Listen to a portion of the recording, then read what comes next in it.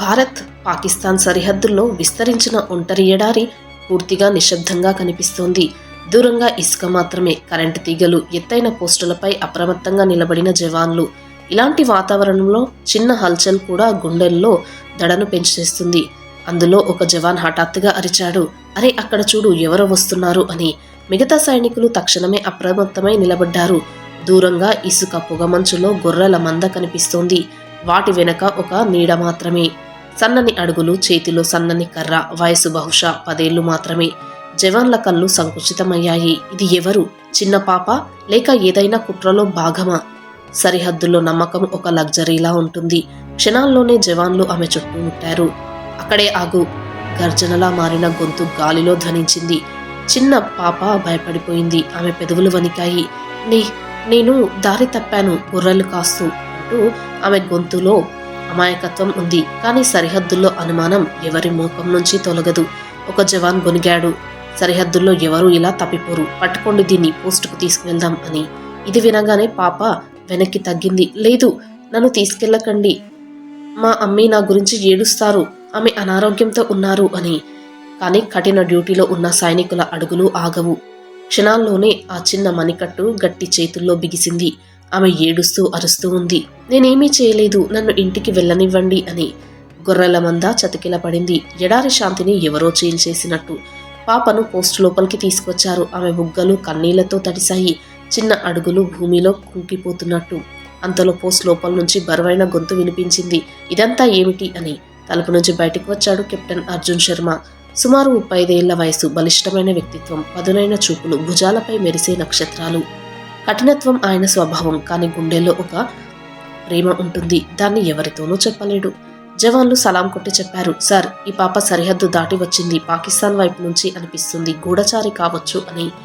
అర్జున్ శర్మ చూపు పాపపై పడింది. ఆ చిన్న ప్రాణి వణుకుతోంది, 2 చేతులతో భయాన్ని తోడ్చుకుంటూ కన్నీటిని. అర్జున్ శర్మ నెమ్మదిగా పాప దగ్గర కూర్చున్నాడు. గొంతు కాస్త తగ్గించి, పాప భయపడకు, నిజం చెప్పు, నువ్వు ఇక్కడికి ఎలా వచ్చావు అని. ఆ పాప ఇబ్బందిగా చెప్పింది, నా పేరు ఆయేషా, నేను పాకిస్తాన్ గ్రామం కుషాబ్కు చెందినదాన్ని, గొర్రెలు కాస్తూ దారి తప్పాను అని. అర్జున్ శర్మ ఆమె కళ్ళల్లోకి లోతుగా చూశాడు. భయం ఉంది, కానీ అబద్ధపు మెరుపు లేదు. ఆయన ఏళ్లుగా గుర్తించగలిగే ఆ మెరుపు. అదే క్షణం ఆయనకు అర్థమైంది, ఈ పాప నేరస్తురాలు కాదు, కేవలం దురదృష్టం వలన ఇవతలికి వచ్చిన ఒక అమాయకురాలు అని. అర్జున్ శర్మ ఆయేషా వీపుపై మెల్లగా చేయి పెట్టాడు. భయపడిన పిట్టను శాంతపరుస్తున్నట్టు, భయపడకు, నీకు ఏమీ కాదు, మేము నిన్ను సురక్షితంగా మీ ఇంటికి పంపుతాం అని.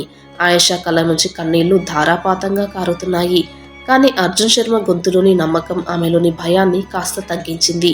తర్వాత అతడు జవాన్ల వైపు తిరిగి ఆదేశించాడు, గుర్తుంచుకోండి, ఈ పాపపై ఎవరూ చేయి చేసుకోరాదు, ఆమెకు విశ్రాంతి ఇవ్వండి, ముందు కాస్త నీళ్లు తీసుకొచ్చి ఆమెకివ్వండి అని. ఒక జవాన్ ఇబ్బందిగా, కానీ సార్, పైనుంచి ఆదేశాలు అంటూ ఏదో చెప్పబోయాడు. అప్పుడు అర్జున్ శర్మ చెప్పాడు, ఇక్కడ ఆదేశాలు నేనిస్తాను, వినండి, ఈమె చిన్న పాప, శత్రువు కాదు అని. పూర్తి పోస్టుల్లో క్షణకాలం నిశ్శబ్దం అలుముకుంది. ఆయేషాను ఒక చిన్న గదిలో కూర్చోబెట్టారు. ఒక జవాన్ ఆమెకు నీళ్లు తెచ్చాడు. ఆమె గ్లాస్ పట్టుకుంటూ వణుకుతోంది, అయినా నెమ్మదిగా తాగుతోంది. చిన్న గది, మూలలో కూర్చున్న 10 ఏళ్ల పాప, సగం నిండిన గ్లాసు, తడిసిన కళ్ళు, భయంతో కూర్చొని ఉంది. బయట జవాన్లు నెమ్మదిగా మాట్లాడుకుంటున్నారు. ఇది నిజమా, లేక ఏదైనా శత్రువు కుట్రనా? పాకిస్తాన్ వాళ్ళు ఏమైనా చేయగలరు, కానీ ఈమె ఇంత అమాయకంగా కనిపిస్తుంది, అబద్ధం చెప్పగలదా అని. అర్జున్ శర్మ దూరంగా నిలబడి ఇదంతా వింటున్నాడు. ఆయనలోనూ ఒక పోరాటం జరుగుతోంది. కర్తవ్యం వర్సెస్ మానవత్వం, 2 ఒకేసారి సరైనవి కావు. ఆయేషా ప్రపంచం, ఎవరూ చూడని ఆ ప్రపంచం. అర్జున్ శర్మ చూపు హఠాత్తుగా శూన్యంలో పడింది. మనసులో ఒక దృశ్యం ఎక్కింది. పాకిస్తాన్ వైపు చిన్న గ్రామం, మట్టి ఇల్లు, విరిగిన రోడ్లు, ధూళి నిండిన వీధులు. అదే గ్రామంలో ఆయేషా ఇల్లు. తలుపు దగ్గర కూర్చున్న ఆమె అనారోగ్యకరమైన అమ్మి, ముఖంపై అలసట గీతలు. అప్పుడు చిన్న ఆయేషా పరిగెత్తుకొస్తుంది, అమ్మి, ఈరోజు గొర్రెల్ని దూరంగా తోలాను, చాలా గడ్డి దొరికింది, అవన్నీ పొట్ట నిండా తిన్నాయి అని. అమ్మి నవ్వుతూ, బేటీ, నువ్వు ఇంత చిన్నదాన్ని, ఈ ఇంటి బాధ్యతను ఇంత చిన్న వయసులోనే మోస్తున్నావు అని. అప్పుడు ఆయేషా నవ్వుతూ, అమ్మి, నువ్వు పని చేయాల్సిన అవసరం లేదు, నేనున్నాను కదా అని. కానీ ఆమె కళ్ళలో దాగిన భయం చెబుతుంది, ఇల్లు బతకడానికి సరిపడా లేదని ఆమెకు తెలుసు. తండ్రి రోజు కూలి పనిచేస్తాడు. కొన్ని రోజులు ఆహారం దొరుకుతుంది, కొన్ని రాత్రులు ఆకలితో గడుస్తాయి. ఆయేషా తరచూ ఆలోచిస్తుంది, ఈ గొర్రెలు పెద్దవై ఇంటి పరిస్థితి మార్చేస్తాయేమో అని. ఆమె కలలు చిన్నవి కానీ ఆశలు పెద్దవి. తిరిగి పోస్టులో ఒక జవాన్ ఆహారం తెచ్చాడు ఆమెకు. ప్లేట్లో రొట్టెలు, దాల్. ఆయేషా భయంతో వెనక్కి తగ్గింది. జవాన్ మెల్లగా నవ్వాడు. అరే, భోజనం నుంచి నువ్వు ఎందుకు భయపడుతున్నావు? తిను అని చెప్పి ఆమెకు ప్రేమతో అక్కడ పెట్టి వెళ్ళిపోయాడు. కొంతసేపటికి ఆయేషా వణుకుతున్న చేతులతో రొట్టె పట్టుకుంది. చిన్న చిన్న ముద్దలు తినడం మొదలుపెట్టింది. ప్రతి ముద్దలో ఆమె కళ్ళు మరింత నిండుతున్నాయి. బయట ఇద్దరు జవాన్లు మాట్లాడుతున్నారు. సార్, ఎందుకు ఇంత ప్రాధాన్యత ఇస్తున్నారో అర్థం కావడం లేదు. ఈమె పాకిస్తాన్ నుంచి వచ్చింది కదా అని. కానీ పాప కదా భాయ్, చూడు ఎంత భయపడిందో అని. ఏముందిలే, భయం నాటకం కూడా కావచ్చు, దీని వెనుక ఏదో ప్లాన్ ఉండవచ్చును అని. అప్పుడే అర్జున్ శర్మ అక్కడికి వచ్చాడు. ఆయన కళ్ళల్లో కోపం మెరిసింది. నేను చెప్పాను కదా ఈమె పాప, ఇక దీని గురించి మాట్లాడాల్సిన అవసరం లేదు అని. జవాన్లు వెంటనే నిశ్శబ్దమయ్యారు. రాత్రి లోతైంది కానీ కొందరి గుండెల్లో తుఫాను. ఆయేషా గదిమూలలో చుట్టుకొని పడుకుంది. కానీ నిద్ర ఆమెను తాకడం లేదు. కళ్ళు మూసుకున్న ప్రతిసారి అమ్మి ముఖం కనిపిస్తుంది. బేటీ, ఆలస్యం చేయకు, త్వరగా ఇంటికి రా అని. భయంతో కళ్ళు తెరుస్తుంది. మరో గదిలో అర్జున్ శర్మ మ్యాప్ విస్తరించి కూర్చున్నాడు. కానీ చూపు మ్యాప్ పై లేదు. ఆయన కేవలం ఆయేషా గురించి ఆలోచిస్తున్నాడు.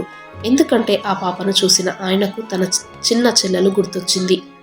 ఏళ్ల క్రితం ఆడుకుంటూ ఈ సరిహద్దు దాటి పాకిస్తాన్ వైపు వెళ్ళి తిరిగి రాలేదు.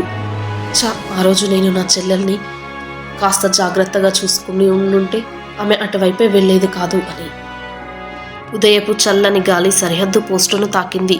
టెన్షన్ కాస్త తగ్గింది. జవాన్లు టీ తాగుతూ అలసట తీర్చుకుంటున్నారు. అంతలో గది తలుపు నెమ్మదిగా తెరుచుకుంది. చిన్న ఆయేషా బయటికి వచ్చింది. కళ్ళల్లో రాత్రి బెంగ ఇంకా ఉంది. కానీ అడుగులు ముందు కంటే తక్కువ వణుకుతున్నాయి. ఒక జవాన్ నవ్వుతూ చేయి చాచాడు. ఇదిగో ఈ బిస్కెట్లు తిని. ఆయేషా మొదట ఇబ్బందిగా చూసింది. తర్వాత నెమ్మదిగా చేయి చాచింది. బిస్కెట్ పట్టుకోగానే ఆమె ముఖంపై సన్నని చిరునవ్వు తేలింది. చాలా సన్నగా, కానీ అది నిజమైనది. దూరంగా నిలబడిన అర్జున్ శర్మ ఇదంతా చూశాడు. ఆయన కళ్ళల్లో ఒక మంచి భావం వచ్చింది. పాప భయం పూర్తిగా తొలగలేదు, కానీ ఆమె అమాయకపు నవ్వు కఠిన రాయినైనా మెత్తబరుస్తుంది అని. ఆయేషా బయటకి అడుగులు వేసింది. చేతిలో ఆ పాత కర్ర. ఆమెకు స్నేహితుడిలా. ఒక జవాన్ జోక్ చేశాడు. అరే చిన్ని, ఇక్కడ కూడా గొర్రెలు వెతుకుతున్నావా ఏంటి ఈ కర్రతో అని. మిగతా వాళ్ళు నవ్వారు. కానీ ఆయేషా నిశ్శబ్దంగా నిలబడింది. ఆమె చూపులు దూరంగా, చాలా దూరంగా స్థిరంగా ఉన్నాయి. అర్జున్ శర్మ ఈ మార్పును వెంటనే గుర్తించాడు. నెమ్మదిగా దగ్గరికి వెళ్ళి అడిగాడు, పాప ఏం చూస్తున్నావు అని. ఆయేషా ఉదయిస్తున్న సూర్యుడి వైపు చూపింది. అమ్మీ చెప్పేవారు, సూర్యుడు ఉదయిస్తే అల్లాహ్ కొత్త ఆశ పంపుతాడు అని. ఆ ఒక్క మాట అర్జున్ శర్మ గుండెల్లో హల్చల్ సృష్టించింది. ఇంత చిన్న వయసు, ఇంత లోతైన మాటలు. కొన్ని మాటలు మనిషిని పాత రోజులకు తీసుకెళ్తాయి. అర్జున్ శర్మలో ఒక పాత కథ మేల్కొంది.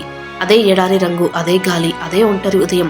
అప్పుడు అర్జున్ శర్మ చిన్న పిల్లవాడు. ఆయనతో ఉండేది చిన్న చెల్లెలు ప్రియ. ప్రియ ముద్దుగా, హాయిగా, కళ్ళల్లో కలలు నిండిన అందమైన పాప. అర్జున్, ప్రియ రోజంతా ఇసుక దిబ్బలపై ఆడుకుంటారు. పతంగులు ఎగరవేస్తారు, ఒంటెలపై తిరుగుతారు, ఇసుక ఇల్లులు కడతారు. అమ్మ నవ్వుతూ చెప్పేవారు, అర్జున్ నువ్వు పెద్దయి ఆర్మీలో చేరుతావు, ప్రియా నీ ధైర్యవంతురాలైన చెల్లెలుగా ఉంటుంది అని. అర్జున్ గర్వంగా ఉండేవాడు. ప్రియ నవ్వుతూ ఉండేది.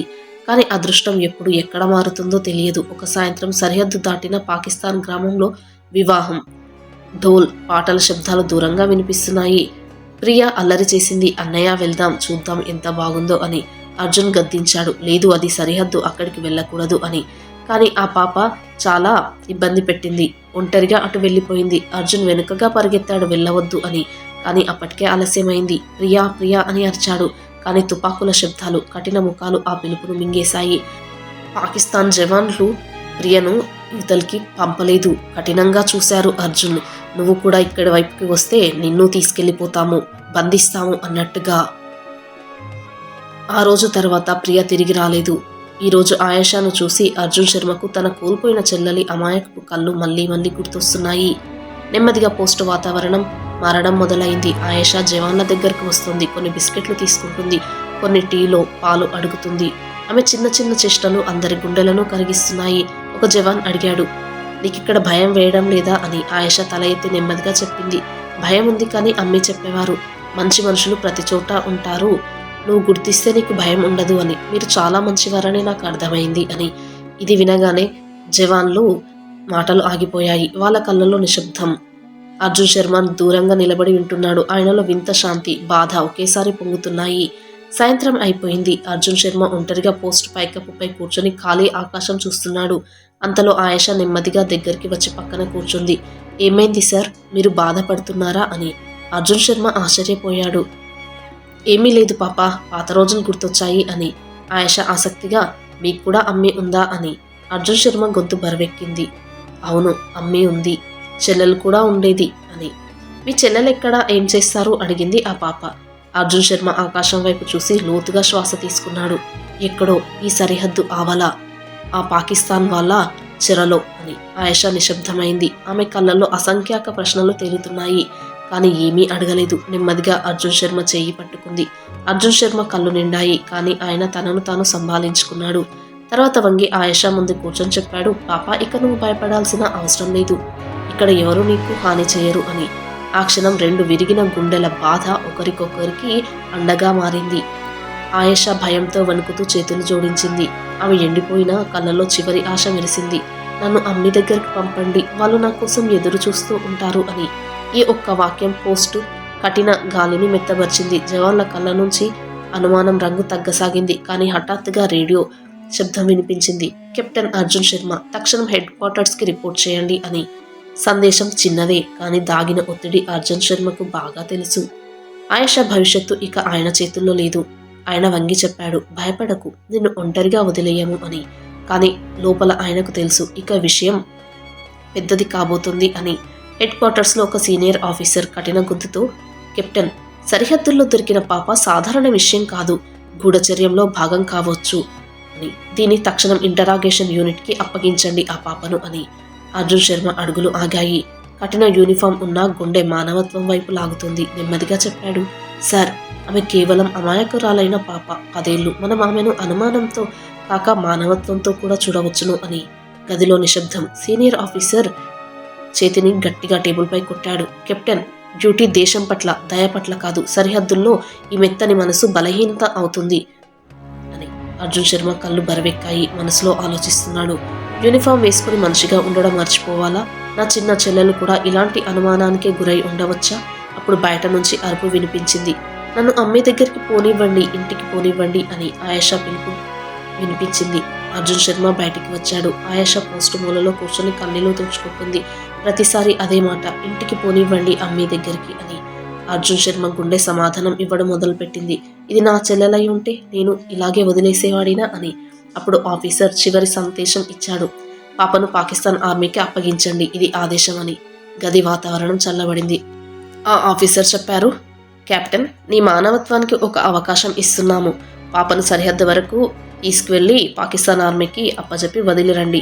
కానీ ఏదైనా తప్పు జరిగితే బాధ్యతంతా నీదే అని. అర్జున్ శర్మ కళ్ళల్లో మొదటిసారి ఉపశమనం కనిపించింది. సాయంత్రం అయిపోతుంది. కరెంటు తీగలు రెండు వైపులా జవాన్లు, తుపాకులు, నిశ్శబ్ద గస్తీ. అర్జున్ శర్మ ఆయేషా చేయి పట్టుకున్నాడు. ఆమె నెమ్మదిగా, నన్ను నిజంగా మా అమ్మి దగ్గర వదిలేస్తారా అని. అప్పుడు అర్జున్ శర్మ నవ్వి వంగి చెప్పాడు, అవును పాప, ఇక నువ్వు ఎప్పుడూ ఒంటరివి కావు, నువ్వు మీ మమ్మీ దగ్గరికి వెళ్తావు అని. నెమ్మదిగా ఇద్దరు సరిహద్దు గీత వరకు చేరారు. పాకిస్తాన్ వైపు నుంచి కూడా ఆఫీసర్లు నిలబడి ఉన్నారు. ఔపచారిక మాటలు, డాక్యుమెంట్లు, చూపులు.